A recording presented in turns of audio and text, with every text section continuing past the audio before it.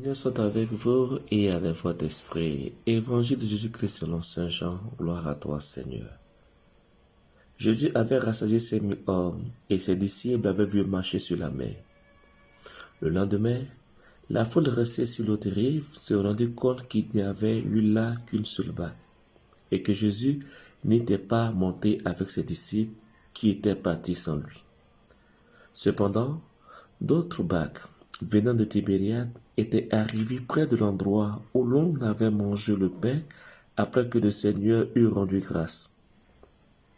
Quand la foule vit que Jésus n'était pas là, ni ses disciples, les gens montèrent dans les barques et se dirigeaient vers Capharnaüm à la recherche de Jésus.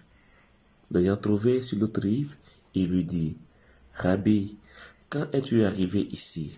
Jésus leur répondit, « Amen, amen, je vous le dis, vous me cherchez, non parce que vous avez vu des signes, mais parce que vous avez mangé de ces pains et que vous avez été rassasiés. Travaillez non pas pour la nourriture qui se perd, mais pour la nourriture qui demeure jusque dans la vie éternelle, celle que vous donnera le Fils de l'homme, lui que Dieu, le Père, a marqué de son sceau. » Il lui dit alors, « Que devons-nous faire pour travailler aux œuvres de Dieu ?»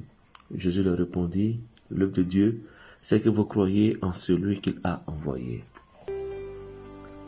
Acclamons la parole de Dieu, louange à toi, Seigneur Jésus. Nous voyons dans l'Évangile que les gens suivent Jésus parce qu'il les a nourris et ils en veulent encore plus. Mais Jésus fait comprendre à cette foule qui les suit et à nous aussi que le pain que nous devrions désirer et travailler pour l'obtenir est le pain de la vie éternelle. Et pour ce faire, nous devons croire en lui, même au point de souffrir avec lui et pour lui. Croire en Jésus est gage, source de salut.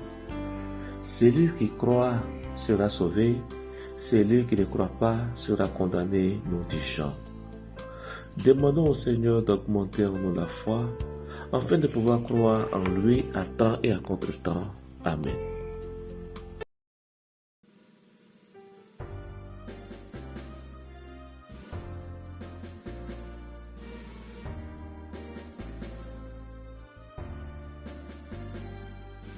Allez partout, proclamez la bonne nouvelle.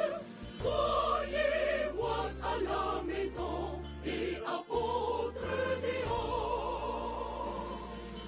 Allez partout.